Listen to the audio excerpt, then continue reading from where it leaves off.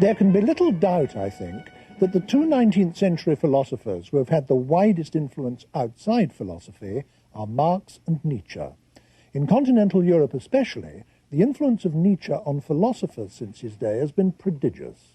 But he's also influenced creative writers, including some of the most eminent in the English language. For instance, Bernard Shaw, W.B. Yeats, and D.H. Lawrence.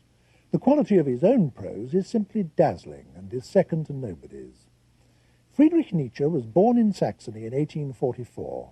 He had an academic career of extraordinary brilliance as a classic scholar and became a full professor in his mid-20s, an almost unheard-of thing. But then he threw over his university career, went into isolation and became a philosopher. For 16 years he poured out his writings, mostly either short books or books of essays and aphorisms.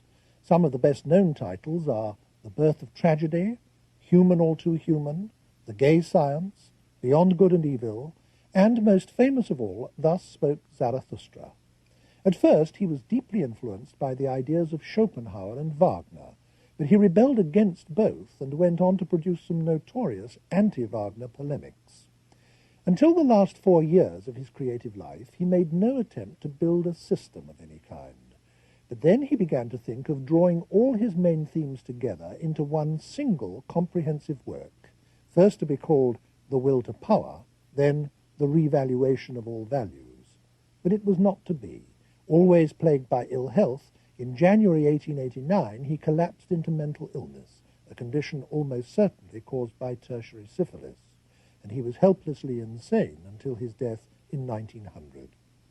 With me to discuss his work is J.P. Stern, Professor of German in the University of London and author of one of the best-known of the many books on Nietzsche. Professor Stern, I think one can say that Nietzsche was the first philosopher really to face up to Western man's loss of faith in religion, loss of belief in God or in the existence of any world outside this one.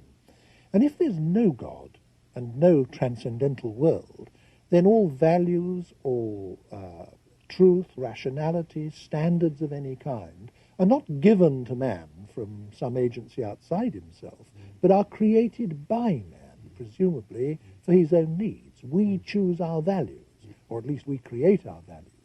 Now, this is an extraordinarily disruptive and disturbing thing to confront, and Nietzsche knew that. Can we start the story from there? Yes, I think that this is a perfectly fair way of starting. In addition to what you said about his life, I think one might mention that he was a son of the man's, that he himself had, his father was a minister of the Lutheran Church, and therefore his attack on Christianity is not a neutral, not a disinterested, not a pacific thing at all, but is violent, dramatic, melodramatic in many ways. It's an attack on Christianity rather than on Christ. And I think the point that you made, that he envisages 19th century man to have to stand on his own feet without the support of faith or dogma of any kind, is central, is a central kind of starting point to his philosophy. I think we want to see him as somebody who does not simply profess a flat kind of atheism, but who is personally, intimately involved in the denial of divine justice and divine mercy and all that. But this Nietzschean starting point did launch him, didn't it, into a revaluation of all values, yes. to use the title of his book. I mean, yes. One thing he was saying was that, in a way, we are basing our lives on false premises because we adopt attitudes and values and standards which, when we actually examine the premises of them, we reject those premises, That the is old right. traditional That is right. premises. What he believed in, what he tried to show, was that the whole edifice, both of Christian values and of idealism, which he saw derivative from those values, was false, had to be thrown over, and something else to be put in its stead. The question as to what was to be put in its stead is not quite so simple, but that was the basic premise from which he began, and that, I think, makes for the melodrama, the extraordinary melodrama of the person, of the style, of the whole phenomenon of Nietzsche. Now, this revaluation of all values is, of course, a colossal task, and I think it'll make our discussion of it clearer if we divide our consideration of it up a little bit. Yes. There are four main traditions within Western civilization to which Nietzsche addressed himself and which he attacked. The tradition of Christian morality, the tradition of secular morality, the herd values, as he called them, the ordinary morality of the mass of mankind, and some, at least, of the traditions deriving from ancient Greece, particularly from Socrates. Now, let's have a look at each of those four in turn. Can you say a little bit more about his fundamental criticism of Christian values? Well, I think to say, to start with, on the Christian, I think the attack is a very simple one, a very straightforward one. All the positive values of Christianity, turning the other cheek, loving your neighbor as you love yourself, having compassion for those suffering, all these are ruled out of court. Now, not absolutely, because, as we shall see later, I think, I want to make that point very clearly, Nietzsche is constantly making special rules for special people, and he is very much against the notion of generalizing simply rules in the way in which Kant had done in the categorical imperative. So, yes, the first thing, then, is the attack not on Christ, but on Christianity as really furthering the underdog, furthering the person who cannot stand on his own feet and requires compassion, requires pity, illicitly requires sympathy from the outside. But why was he against compassion and against pity? Why did he despise those so much? He's not against them. He does not despise them when they come from the strong person. What he despises is the support of the weak person from outside himself. Whatever that source is, the outside source may be, whether it's another person, his compassion, or rules or regulations, laws, or whatever. And the reason for being against this was what? The reason for being against it was his fundamental appeal is to authenticity, to selfhood, to the élan vital, to the life within the person, lived to the full. Yeah. Now, what about his criticism of secular morality? I mean, the great moral philosophers like Kant, or in his own day, the utilitarians and so on, that wasn't Christian morality quite, but he was against that too. Yes. Now, why? I think the main reason there is this, that all systems of secular moralities are based on an abstraction from the individual case. They're based on an appeal to a generality. For Nietzsche, the word general is the same as common, and by common he means common in the nasty sense of the word. And therefore, in a sense, all rules and regulations, one might almost go as far as saying all laws, are for him matters for the common herd and no more. And now we're, of course, already on the third point that you made, the point about the common herd. Yeah. He's most emphatically not a democratic philosopher. He is a philosopher of the great and the noble people, the heroic kind of philosophy, and therefore for him the appeal of democratic ideology is very, very low indeed. He thought that the noble man, the great man, the hero, should be a law unto himself and shouldn't be hamstrung by precisely. petty rules and regulations and so on. That's the best phrase you can use, a law unto himself. Yes. It's not the sentence he used, but it's very, very precise what he meant. Now, what about the last of the four traditions that I mentioned, that of ancient Greece? It's worth remembering in this context that he did start adult life as a classic scholar, a professor of classics. He knew about ancient Greece and became deeply critical, didn't he, of the whole tradition deriving from Socrates. Yes, but his classical work, and I think it's one of the most remarkable works ever written on the whole problem of tragedy, is concerned with pre-Socratic Greece, with pre-Socratic tragedy, which for him is a kind of golden age. And the whole thing goes flat at the point when Euripides, Aristophanes, and Socrates come on the scene. What happens there is that strength and goodwill and warmth and beauty are replaced by reason, are replaced by rationalizing things, by the Socratic argy-bargy. He never forgave Plato, so to speak, for bringing up a hero whose main qualities are those of talking everybody else into the ground. Now, this concern with the origins of culture which he displayed in such a rich way, one Yes. has to say, was all bound up with his notion that we make our values. Yes. Because if human values and human culture are made by us and not given to us by God or authority outside ourselves, then the whole question of how we get them, where they come from, becomes a fundamental one for him, doesn't it? Yes. And it's also a fundamental 19th century concern, Yes. the whole concern with origins. Yes. One thinks of the origin of species, Darwinism, and so on. Was Nietzsche influenced by Darwin? Yes, well, he certainly was anti-Darwinian, and I think the idea is that he didn't really understand very clearly what the whole theory of the origin of the species came to. Like so many 19th century figures, he was always going to study physiology, going to study chemistry, going to study physics, but never got round to it. So I don't think that there's an awful lot of interesting things to be said about his attitude to that. But I think the main point about origins is that, again, like some philosophers, like Marx, for instance, he believes that you can determine the quality of the product by the nature and quality of the origin. This, after all, is very much what Freud did, and I suspect that Freud got it very largely from Nietzsche, although he isn't very ready to acknowledge it.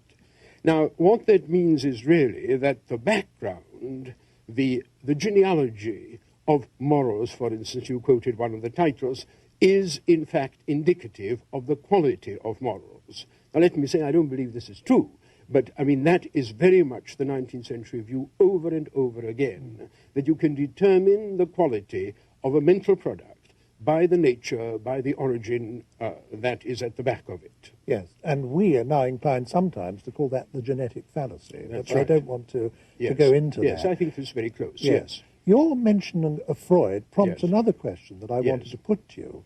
This program of re-evaluating values and seeing values as something that we create to meet Yes. our needs led Nietzsche to a psychological analysis of values in Yes. terms of both individual and social needs, Yes. didn't it? That is perfectly true. It becomes an essentially psychological It is inquiry. a way of psychologizing a lot of phenomena. This is perfectly correct. And indeed, I think he was a very remarkable psychologist in many ways, and he does not produce a system either in psychology or in anything else. And in that sense, he's different from Freud. But he's very, very similar, in fact, very much of an antecedent to Freud, because he places a very great deal of emphasis upon the unconscious.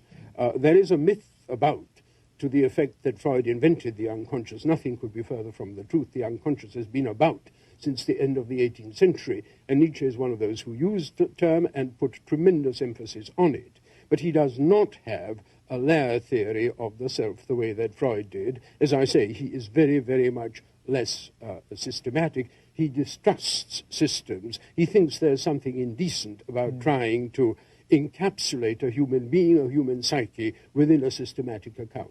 Another aspect of that is his notion that different moralities are appropriate for different people. Yes. Which he certainly had, didn't This he? I is mean, certainly- wouldn't it be true to say, well, in fact, you have said it, I Yes. think, that he distrusted rules.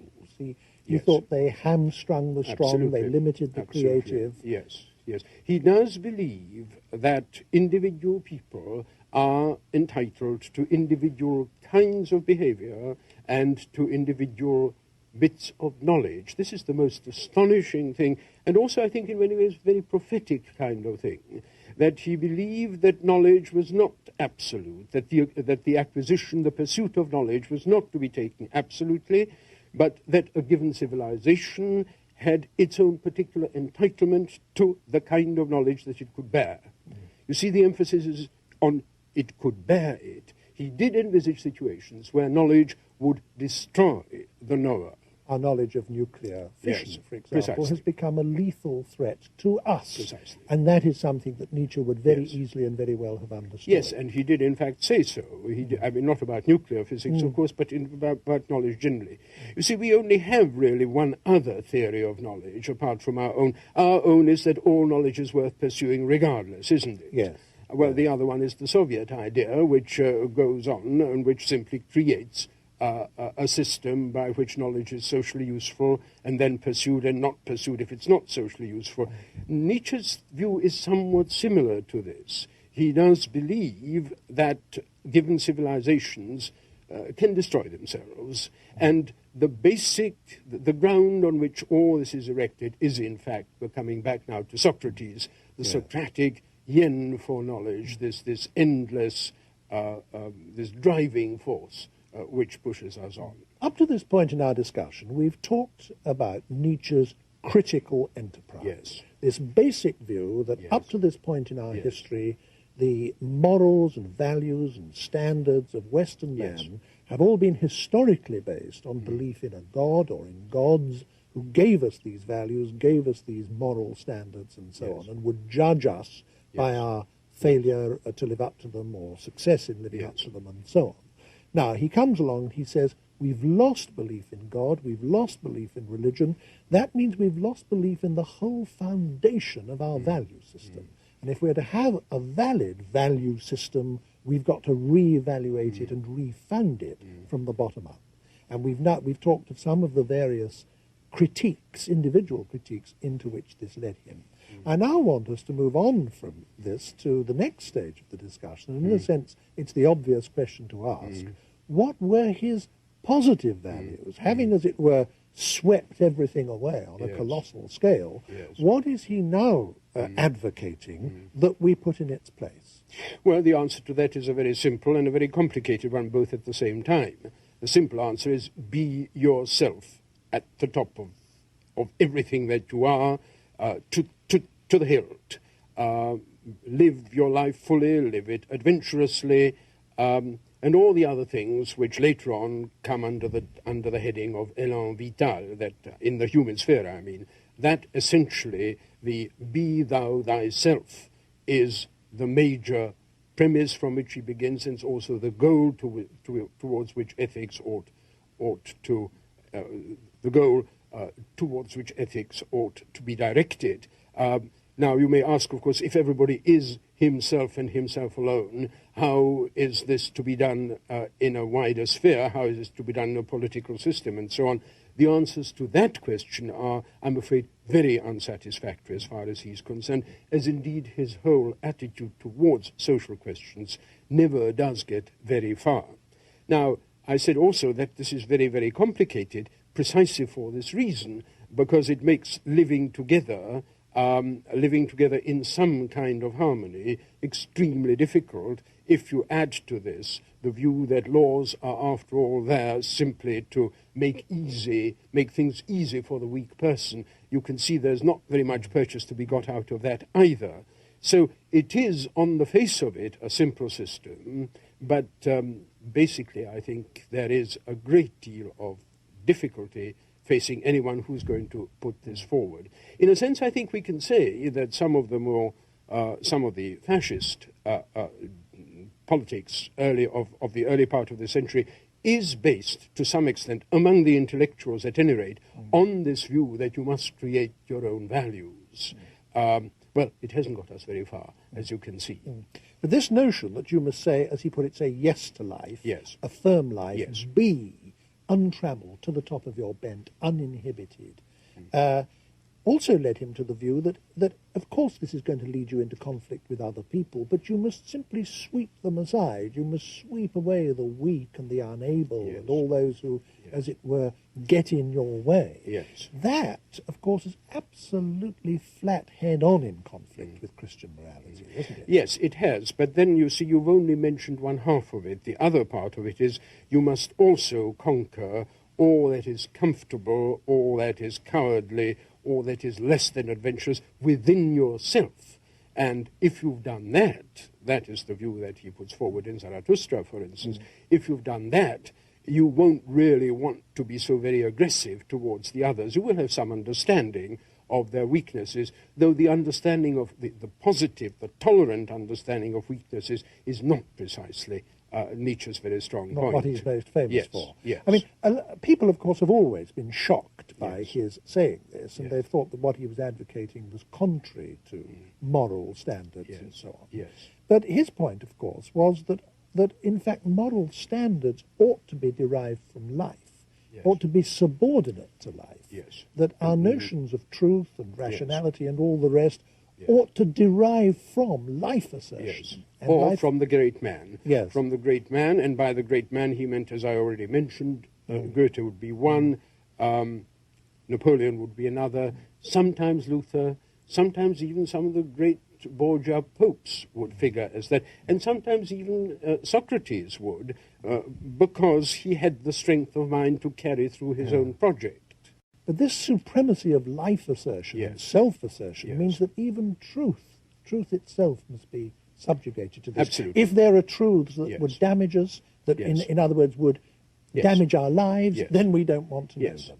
You see, we're back again at the question of the entitlement to truth, or at what he once called the hygiene of knowledge. There ought to be some kind of hygiene that would tell us what kind of knowledge we may face and what kind of knowledge we should reject.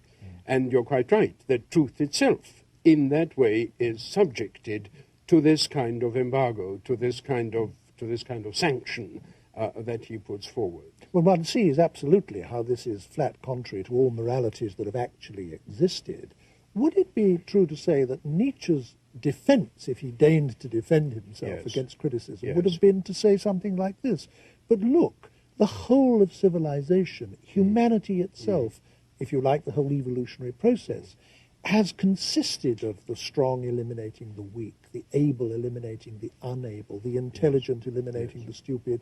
And it's only because these processes have gone on perpetually over millions of years that we have any civilization at all, that we have any humanity at all. These things have created value. Yes, I think that is precisely what he says, and what he would say on a number of occasions, different contexts, and his worry about the future is precisely that this kind of thing will not go on, that the democratic spirit, the spirit of the plebs, of the rabblement will take over and will annihilate all these values. That it will put into reverse the very process that has actually created civilization out of barbarism. But in addition to that, I think we have to bear in mind that he has a view of history which is really rather different from the view on which your analysis was based. He sees history as repeating itself. Now, what that means, we shall talk about that a little later, but what it essentially means is this, that any historical situation can create and absorb and make use of the highest that man is capable of creating. There aren't any privileged situations. There are no privileged eras. And therefore, any era that sees itself as capable of fully understanding, of fully creating these values, should be allowed to do that. And the trouble is that the late 19th century, the early 20th century, may very well be what he calls eras of decadence, in which this strength cannot be fully realized. Now, your mention of his doctrine that history repeats itself brings me to what I would like to think of as the next stage in our discussion. When one comes to regard Nietzsche's later work, there are four big themes in it. And again, I think for clarity's sake, it will help if we take them one at a time.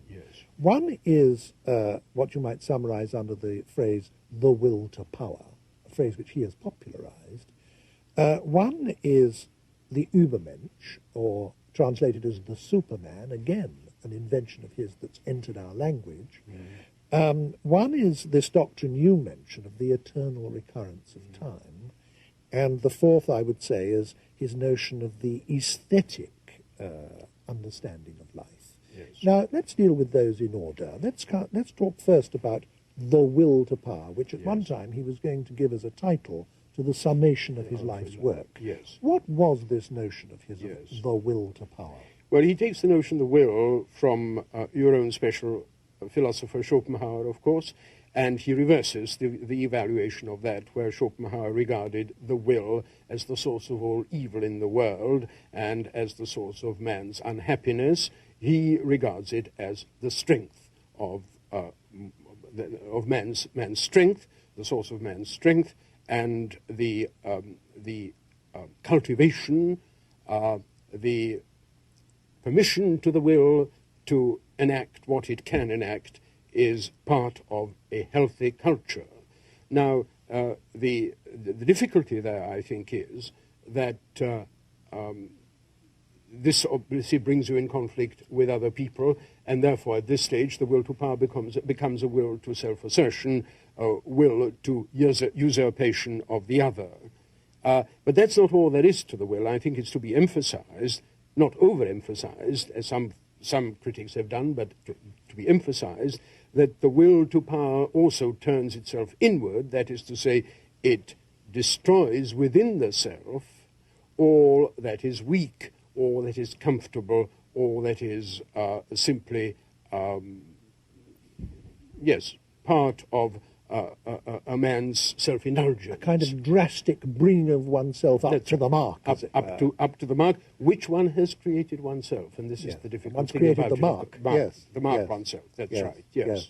Well, now let's move on then to the next of the four main themes of his later works, the Superman. Now, everybody knows the word Superman, and it was in fact Nietzsche who invented it. It's been a very much misunderstood concept. People have associated it with the blonde beast of Hitlerian mythology and Nazi caricature. Of course, that's not what he meant at all, was it? I think that is not what he meant at all. I think the Superman is the man, the production, I mean, who can be produced by any civilization. Remember I said that any era is capable of bringing forth the maximum values that men are capable of. Superman is the man who lives all that the will to power will secure for him, lives it to the full, is capable of repeating his own willing ad infinitum. We're already arriving at the doctrine, at that most controversial of all the things, the most bizarre, if you like, of these views, the eternal recurrence. Yes, let's get there quite yet, because I want to unpack this notion of the Superman. Which has played such an enormous role in the thought in the last 100 years, and been so abused and misused by the Nazis, for example. Wouldn't it be truer to say that what Nietzsche was actually trying to get at was the notion of an unrepressed man? In, if you like, the Freudian sense, a man who has re-evaluated his values, who is not living his life according to false values, who is being to the top of his bench in an uninhibited, untrammeled, free spirit way. Isn't that rather? Yes, I think that is so. And but it would be a man who, without, as it were, restricting himself, would naturally, instinctively, not do any of the things that Nietzsche regards as evil. For instance, the one category that he comes out unequivocally in his system is grudgingness, is what he calls ressentiment, is the grudgingness, the grudging admission of warmth, the grudging admission of success, and all these kind of things. Now, the Superman is one who naturally does not feel any of these things. You know the story. It's the generous spirit. It is a generous spirit, yes. And there again you see the whole notion of the Christian generous spirit is not all that far from Nietzsche's purview. Now let us move on to the third of our four main themes, and you've touched on it already, this notion of the eternal recurrence. Now, I would say that, if anything, of all the doctrines of Nietzsche, this is the hardest, not just for people to understand, but even to take seriously. I mean, on the face of it, he appears to be saying that the whole of history moves in epicycles, vast epicycles, so that everything comes round again and again and again forever. So that you and I have actually sat in this studio having this conversation unnumberable times before, and will do so unnumberable times again. Now, is he really saying that? Well, he's really saying that, and he is trying out what might happen if you took that view seriously. And I think we want to say altogether in our whole discussion that a great deal of his thinking is of this experimental kind, And by that, I don't mean that it's not serious. I don't mean that it is not responsible. I don't mean that it is trivial. But I do mean that here's somebody who's facing the whole of human thought and is trying to make some sort of shift with almost any area in it, and is trying out again and again different views. There's a saying of his, I think a very tragic saying of his, in a letter where he writes, I feel as though I were a pen, a new pen, a quill presumably, being tried out by some superior power on a bit of paper. It's a very strange thing to be feeling for somebody who's advocating the will to power and the Superman, and yet I think he did genuinely feel that. Now, he does then try out this thought, and it seems to me not so much a theory of being, not so much a theory of the cosmos, it seems to me a moral theory. That is to say, our actions, our willing, our intentions, our thoughts should be of such a superior kind, of such a grand kind, have such generosity and grandness about them, that we should not flinch to and be able to be willing to repeat them over and over again, ad nauseam, ad infinitum. So in other words, you're really only saying yes to life, yes, embracing life, yes, as he always says we should, if you would be willing to with do that kind over of and over again That's what right. you're doing That's now, right. Yes. and only ever Yes. this. Yes. I think to go on very much further than that and try to produce geometrical or mathematical equations in order to prove either the possibility or the impossibility of these views, which has been tried, has been done, doesn't seem to me to be terribly sensible. The point. In other words, it's a huge metaphor. Really. It is a huge metaphor, and of course a great deal must be said about Nietzsche's uses of metaphors. Well, say yes. just something about yes. it, because yes. It's very relevant at this yes. point. I think I think we are in the habit of taking things literally in a way in which doesn't make sense as far as a great many of his statements are concerned. You spoke to begin with about his grand style, and I think it is an extraordinarily powerful, effective style. If I ask myself where it derives from, I think it derives from a strange invention, a strange discovery he seems to have made of placing his discourse, his language, somewhere halfway between metaphor and literal meaning. And this is something which very, very few people, certainly very few German writers, have done before him. He stands entirely on his own as far as thinking is concerned. You have mentioned that, and we've seen how he attacks every tradition in the West.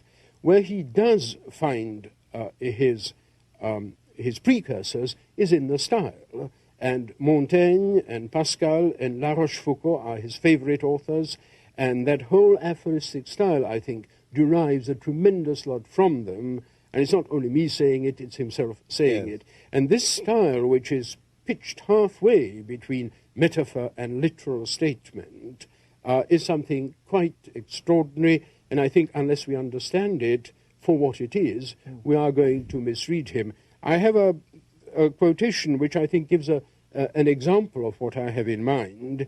When he talked about the terrible deprivation that he felt 19th century people experienced through what he called luridly the death of God, he wrote as follows. He says, rather than cope with the unbearable loneliness of their condition, men will continue to seek their shattered God, and for his sake they will love the very serpents that dwell among his ruins.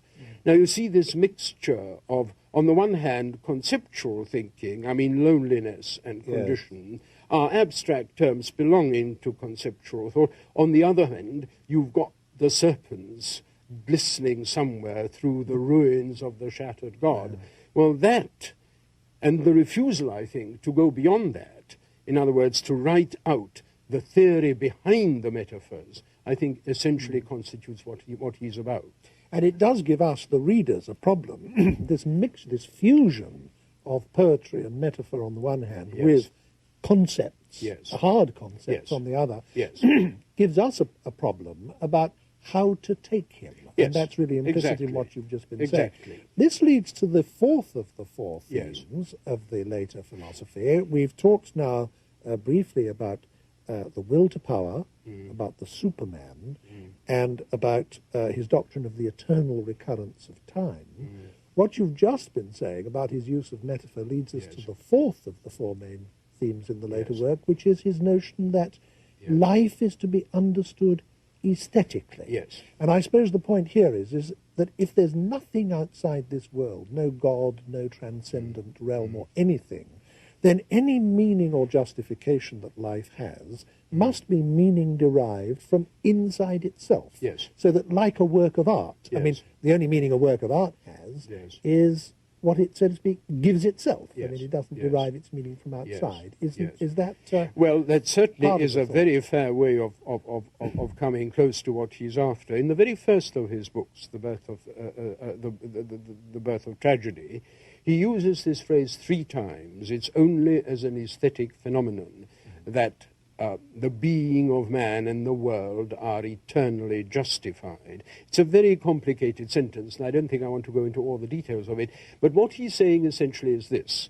The greatness of the early Greeks, of the pre-Socratics, lay in their tragedy. Their tragedy was a way of facing the worst aspects of human life, that is, its transitoriness, its impermanence, its corruptness, its dependence upon forces greater than yourself, and to make of these a major tale, a story, a wonderful tragedy. And this he applies in the largest, in the most cosmic possible sense. And he's asking, as indeed I think Shakespeare did occasionally, he's asking, is the whole world really to be taken seriously? Or is it not a great game, a great play, some kind of drama played out by we do not know who? And if there is to be a justification, mind you, justification is the phrase he uses, which is a very dicey word to use in this context, because, of course, it's a judicial phrase, isn't it? Yeah. But if there is a justification for man being here and being what he is, maybe it is simply as part of this huge cosmic drama. And a great deal of his thought, and I think of some of his most interesting and greatest thought, goes precisely into rehearsing and trying to make sense of this aesthetic justification of man. Now, you're talking about the way metaphor and aesthetic considerations are fused into the very substance of the thought itself. And you spoke very interestingly a moment or two ago about his actual style and the tradition to which it related.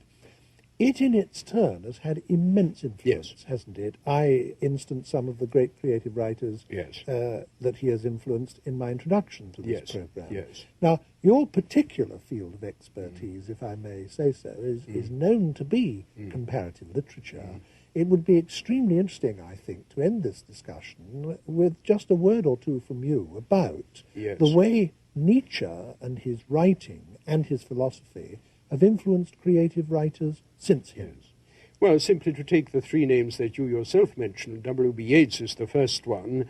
Yeats read Nietzsche for the first time in a very brief little excerpts, translated by a man called John Common, of all things. It seems to me a most inappropriate name for a translator of Nietzsche. And from 1902 onwards, when he read him, I think there is a very clear change in the general tenor and in the attitude of Yeats's poetry, and that slightly sultry, slightly sentimental, Yellow Roses kind of poetry of fin de siècle Yeats changes very much.